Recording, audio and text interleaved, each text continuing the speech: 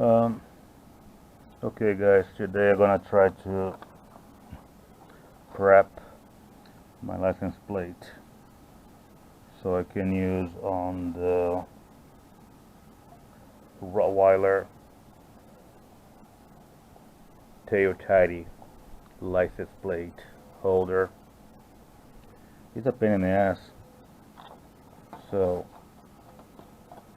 you gotta be very careful where you're gonna file or cut it. This is my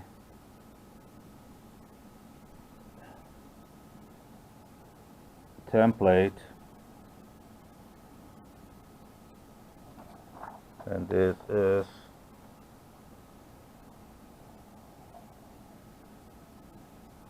the Rottweiler one. So the problem is the way those cables are routed and how small and fragile they are when you're going to install the plate into it. You're gonna be very, very careful not to break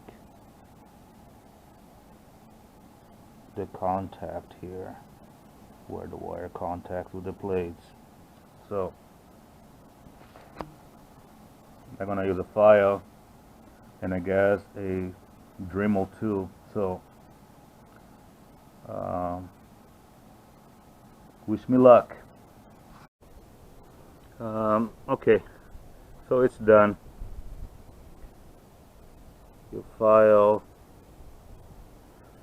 2, 3, 4 spots. The license plate's a very soft material, so there's no need for Dremel.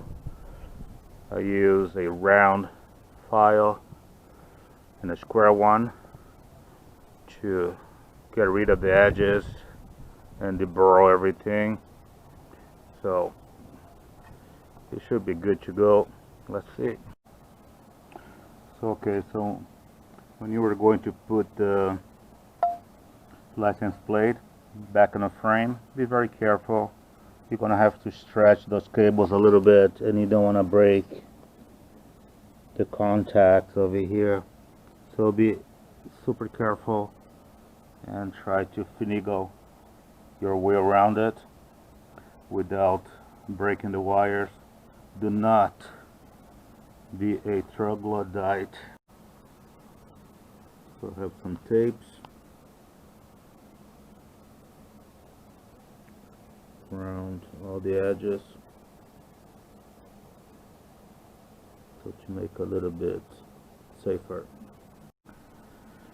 I have to work on the alignment quite a bit, but spot on. So it's no contact between the edges and the wires, so it should be safe.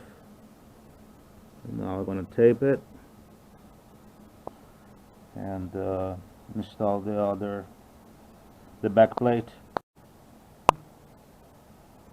Okay guys, it's pretty much done. It's finicky. You gotta be careful. The wires are really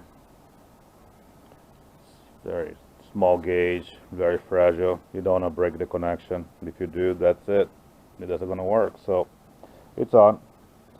File the license plate was much easier than use a Dremel tool. So I recommend filing and deburr everything. So it is what it is. Looks pretty good. Now hopefully it's gonna work. See ya. So it looks like everything is working.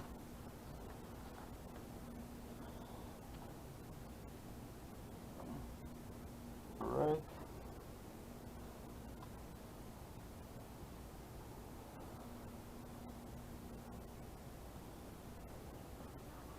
So that's it. Done. It's not hard, but it's kind of finicky to put it back on. So just be careful, take your time, and should be done. So that's it.